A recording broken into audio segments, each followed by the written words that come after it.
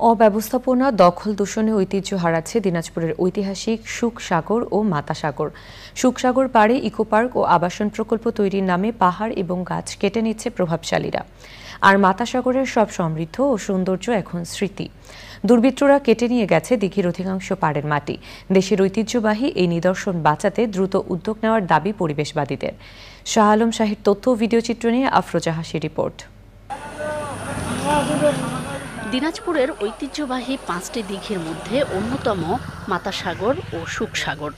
সুবিশাল এলাকা নিয়ে এক একটি দিঘি। 18 শতকের মাঝামাঝি সময়ে দিনাজপুর শহর ঘেঁষে তৎকালীন রাজারা খনন করান বিশাল জলাধারগুলো। স্থানীয়দের পাশাপাশি দূর দূরান্ত থেকে আসা দর্শনার্থীদের মুগ্ধ করে সাগরের স্বচ্ছ জল। তবে ইজারা, আবাসন প্রকল্প নির্মাণ এবং পাহাড় ও গাছ কাটার মতো ধ্বংসযজ্ঞ চলছে ঐতিহ্যবাহী এসব নিদর্শনগুলোতে।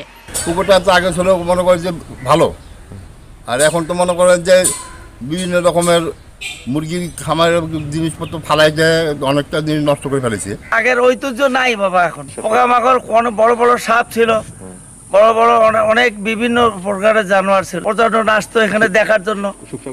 সেই সুখসাগরে, এই আনন্দ সাগর, মাতার সাগর, দিনাজপুর তো অনেক ঐতিহ্য জায়গা। পানি পাচ্ছে না, এই মাটিগুলা এটা ভরাট করছে, আবাদি জমি শর্ট। আমি সরকারি পাকে লিজ দিতেই পারি, আইনে আছে লিজ দেওয়া, কিন্তু আইনে এক কথা আর পারিপার্শ্বিকতা, সামাজিকতা আরেক কথা। তাহলে দিনাজপুরে বিশিষ্ট মানুষজনদেরকে নিয়ে বসে প্রশাসন এই কাজটি করতে পারে, যে কোনো পদক্ষেপ নেওয়ার আগে সকলের সাথে আলাপ আলোচনা করে একটা সিদ্ধান্ত নিতে পারে। তাহলে এই ঐতিহাসিক জায়গাগুলো, নিদর্শনগুলো যেমন সংরক্ষিত হবে, পাশাপাশি এই সকল থেকে কিন্তু আবার একটা উপার্জনের একটা ব্যাপারও আছে। মাতাসাগর ও সুখসাগর দিঘির আদি পরিবেশ ও প্রকৃতি রক্ষায় প্রশাসন তৎপর, দাবি পরিবেশ অধিদপ্তরের। পাহাড় কাটাটা একেবারে দণ্ডনীয় অপরাধ।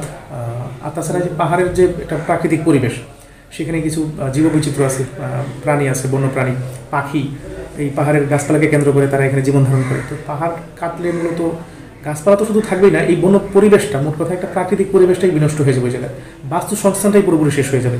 এই ধরনের কোনো কাজ কোনো ব্যক্তি বা প্রতিষ্ঠান কর্তৃক করা হলে এবং এটা পরিবেশ অধিদপ্তরের দৃষ্টিগোচর হলে আমরা অবশ্যই তাদের বিরুদ্ধে খুব কঠোর ব্যবস্থা গ্রহণ করব। সঠিক রক্ষণাবেক্ষণের মাধ্যমে আবারও প্রাণ ফিরে পাবে এসব দর্শনীয় স্থান, এমন প্রত্যাশা এলাকাবাসী ও পরিবেশবাদীদের। আফরোজা হাসি, প্রকৃতি ও জীবন ডেস্ক, চ্যানেল আই।